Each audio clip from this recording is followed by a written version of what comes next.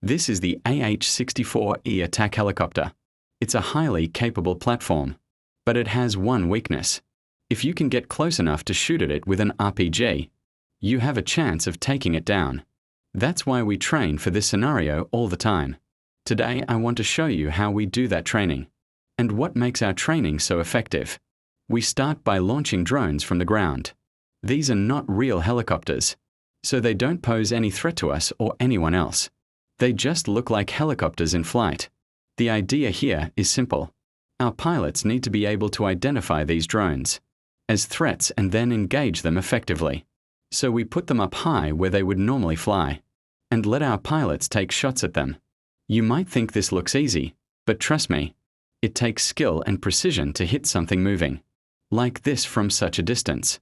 Now watch closely as our pilot fires his weapon system. Notice how he adjusts his aim after each shot, based on feedback from sensors inside the cockpit. He needs to account for wind speed, direction, altitude, distance between himself and target trajectory changes, and other factors while flying at high speeds. This is why we practice these scenarios so often. The more experience our pilots have under pressure like this, the better prepared they will be when faced with real threats someday.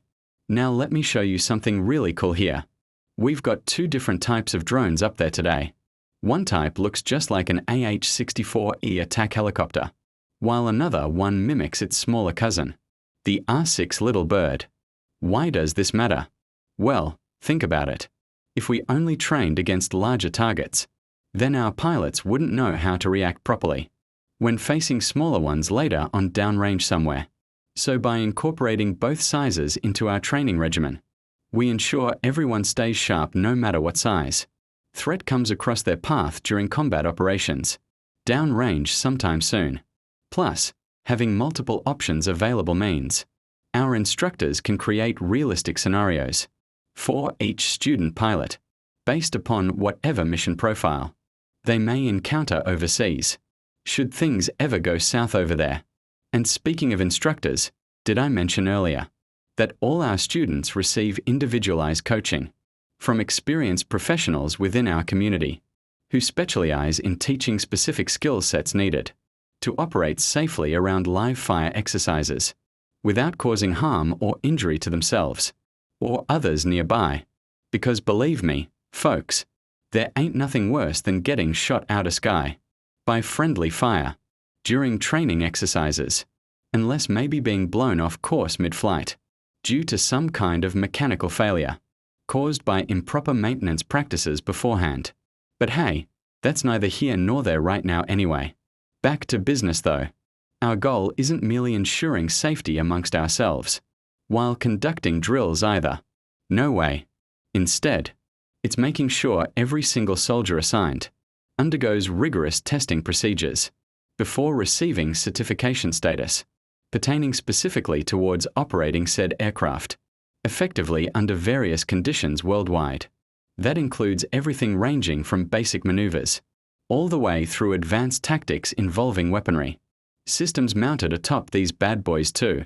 As far as I understand it goes, this whole process takes roughly 6 months total, between initial ground school classes, covering theory behind aviation principles, alongside practical applications thereof, until finally graduating onto actual flight time hours, with qualified instructors guiding them along every step of the journey.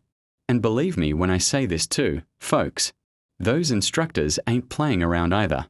They expect nothing less than perfection out of us during those flight lessons, because if they catch even one little mistake being made while flying solo missions without supervision present nearby, then guess what happens next?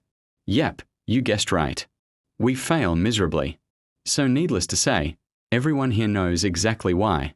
They must remain focused throughout these drills, no matter what circumstances arise unexpectedly at any given point during said scenarios.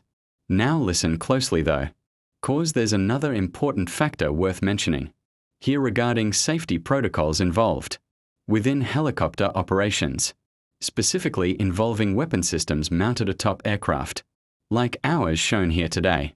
See, unlike fixed-wing planes, which typically utilize autocannon cannons, mounted underneath wingspans instead. Helicopters require special care regarding placement of weapons systems, since most oftentimes they'll be located directly beneath rotor blades, instead due to weight distribution issues arising if placed anywhere else. Therefore, whenever firing rounds from those weapon systems, must remain extremely cautious regarding where shots land after exiting barrels, because even slight miscalculations could cause serious damage if fired near sensitive areas onboard helicopters, such as engines or rotors themselves. I hope you enjoyed watching this video. If you did, please like and share this video. And don't forget to follow us on social media for more content like this.